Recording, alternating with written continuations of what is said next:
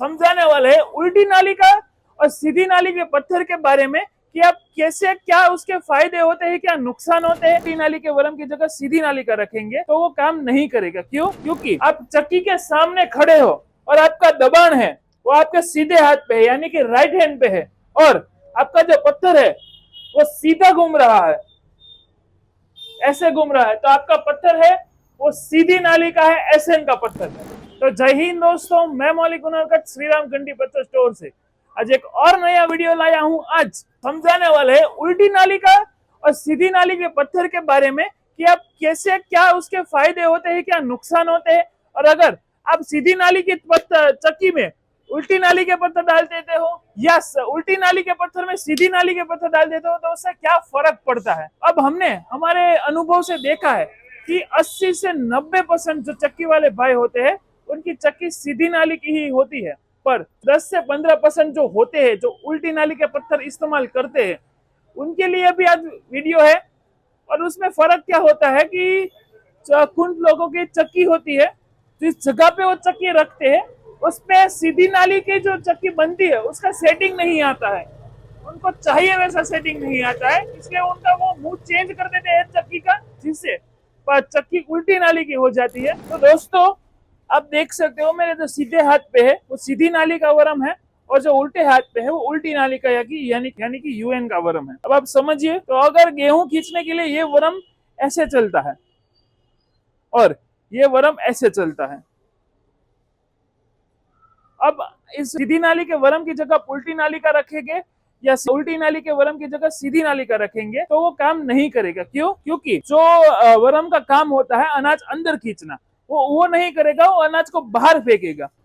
अब कुछ लोगों का मानना है कि अगर ये सीधी नाली का वरम है वो उल्टा कर देंगे तो ये उल्टी नाली का वरम बन जाएगा, पर आप यहाँ पे देख सकते हो कि ये सीधी नाली का वरम ही है, अभी भी इसमें उल्टी नाली का वरम नहीं बन गया है। यहाँ पे आप देख सकते हो ये उल्टी नाली का वरम हमने लिया है, कोई ये सीधी नाली का ही है, अभी भी आपने उल्टा कर दिया तो भी। तो दोस्तों अब स्प्रिंग की बात कर लेते हैं। ये जो मैंने पकड़ी है, जो मेरे सीधे हाथ पे है वो सीधी नाली की स्प्रिंग है, और जो मैंने उल्टे हाथ पे पकड़ी है वो उल्टी नाली की स्प्रिंग है।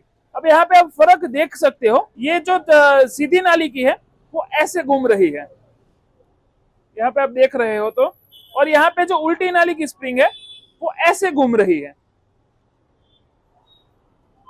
तो इसका काम सेम ही होता है, वरम की तरह वो गेहूं को अंदर खींचता है। पर अब अगर आप इसमें भी वरम की तरह ही सीधी नाली में उल्टी नाली का स्प्रिंग डालोगे या उल्टी नाली में सीधी नाली का स्प्रिंग डालोगे तो नहीं चलेगा, वो भी गेहूं अंदर खींचने की जगह वो बाहर फेंक देगा। तो दोस्तों हमने जो आपको स्प्रिंग का समझाया वो अगर आप दो पत्थर के बीच में लगाते हो तो ही वो उल्टा सीधा काम करेगा, पर अगर आप पुली के आसपास इसको लगा रहे हो तो इसकी कोई झंझट नहीं है, आप कोई भी स्प्रिंग लगाइए आराम से काम लगे। क्योंकि जो दोस्तों आप पुली और पेडेस्टल के बीच में जो स्प्रिंग लगाते हो उसका काम होता है पत्थर को अलग करना, बट जब आप दो पत्थर के बीच में स्प्रिंग लगाते हो तब उसका काम होता है पत्थर को अलग भी करना और गेहूं को अंदर खींचना भी वो काम होता है। तो यहाँ पे दोस्तों ये पत्थर देख रहे हो, सीधी नाली का पत्थर है। यहाँ पे आप देख सकते हो ये नालियां है, वो सीधी नालियां है। अब आप देखिए ये है उल्टी नाली वाला पत्थर।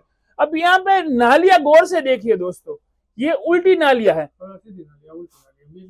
अब यहाँ पे फर्क देखिए, ये है सीधी नाली और ये है उल्टी नाली, एक ये है सीधी नाली, ये है उल्टी नाली। तो दोस्तों ये है सीधी नाली का पत्थर, हमने आपको समझाया। अब ये किस तरीके की चक्की पे चलता है वो आपको हम चक्की पे जाके ही दिखाएंगे, तो चलिए चलते हैं। तो दोस्तों अगर आप चक्की के सामने खड़े हो और आपका दबाण है वो आपके सीधे हाथ पे है, यानी कि राइट हैंड पे है, और आपका जो पत्थर है वो सीधा घूम रहा है, ऐसे घूम रहा है, तो आपका पत्थर है वो सीधी नाली का है, एसएन का पत्थर। तो दोस्तों अब कुछ लोग क्या करते हैं, जो सीधी नाली की चक्की होती है उसमें उल्टी नाली के पत्थर डाल के इसको उल्टा घुमाते हैं ऐसे। अब इसके गैर फायदे क्या है आइए समझते हैं। तो गैर फायदा क्या होता है दोस्तों कि अगर आप जब भी सीधी नाली के पत्थर चक्की में सीधी नाली के पत्थर डालते हो तो ऐसे घूमता है, तो ऐसे घूमता है, तो नीचे वाला आटा जो नीचे से आटा वो डायरेक्ट यहाँ से फेंक देता है। पर अगर इसमें आप उल्टी नाली के पत्थर डाल देते हो तो क्या होता है, तो वो ऐसे घूमता है, तो वो पूरा एक राउंड लगा के आपका पत्थर, आपका आटा यहाँ पे फेंकेगा। तो उससे नुकसान क्या होता है, आपका पत्थर है वो जल्दी नरम हो जाता है क्योंकि पत्थर को नुकसान होता है, और जो टेम्परेचर है वो बढ़ जाता है और आप भाप फील होती है। अब दोस्तों आपने सीधी नाली का चक्की का पूरा देख लिया, अब यह है उल्टी नाली का पत्थर जो हमने आपको दिखाया। अब ये किस तरह की चक्की पे चलता है वो भी हम आपको चक्की में जाके दिखाएंगे। तो चलिए चक्की पर। और दोस्तों अगर आप फिर से यहाँ पे चक्की के सामने खड़े हो और आपके उल्टे हाथ पे दबाण है और आपकी चक्की ऐसे घूम रही है,